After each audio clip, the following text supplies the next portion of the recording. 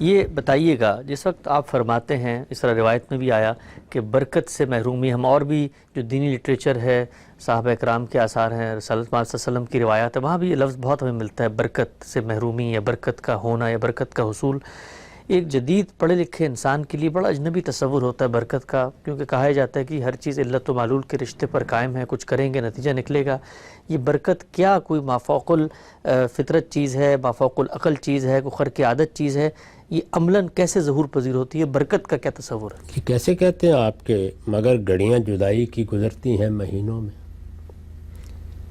مہینے وصل کے گھڑیوں کی صورت اڑتے جاتے ہیں۔ تو یہاں کیا ہوا ہے؟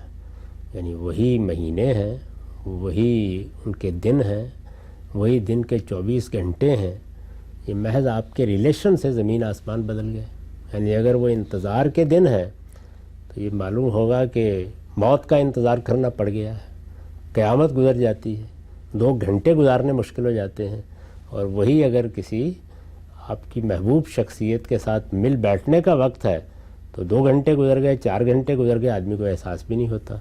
تو جس طریقے سے ہمارے متعلق ہونے کے نتیجے میں وقت اس طرح نہیں رہتا جس طرح کہ وہ حقیقت میں ہے، اسی طرح اللہ تعالیٰ بھی اپنی برکت چیزوں میں نازل کر دیتے ہیں۔ اس کا مطلب کیا ہوتا ہے؟ اس کا مطلب یہ ہے کہ وہی وقت ہمارے لیے جو خیر پیدا کر رہا ہے وہ بہت بڑھ جاتا ہے، اسی کے تعلق سے خود ہماری جد و جہد باراور ہونا شروع ہو جاتی ہے، اس کے ہمارے اوپر اثرات غیر معمولی ہوتے ہیں۔ وہی کام ہم کرتے ہیں اور اس کے اثرات بڑے محدود ہوتے ہیں، لیکن اسی کام سے بعض اوقات ایسے غیر معمولی اثرات پیدا ہو جاتے ہیں کہ نسلوں کا احاطہ کر لیتے ہیں۔ تو اس کو برکت سے تعبیر کیا جاتا ہے۔ یہ ہمارے تعلق سے پیدا ہوتی ہے۔ تو اس طرح ہمارے تعلق سے چیزیں کم اور بیش ہو جاتی ہیں، اللہ کے تعلق سے بھی چیزیں اسی طرح کم اور بیش ہو جاتی ہیں۔ جب ان کی عنایت نہیں رہتی تو کم ہو جاتی ہیں، جب ان کی عنایت اس میں شامل ہو جاتی ہے، ان کی توفیق شامل ہو جاتی ہے تو بہت بڑھ جاتی ہیں۔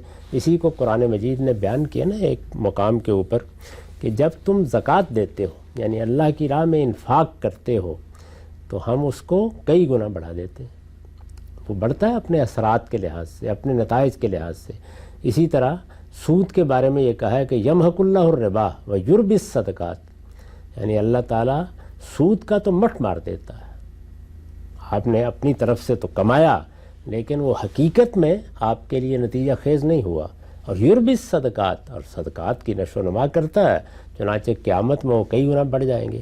تو وہ جو چیزیں قیامت میں بڑھنی ہیں وہ نتیجے کے لحاظ سے بڑھنی ہے نا، تو دنیا میں بھی چیزوں کے نتائج نکلتے ہیں، وہ نتائج بعض اوقات جو کچھ آپ کر رہے ہوتے ہیں اس کے لحاظ سے بہت زیادہ ہو جاتے ہیں۔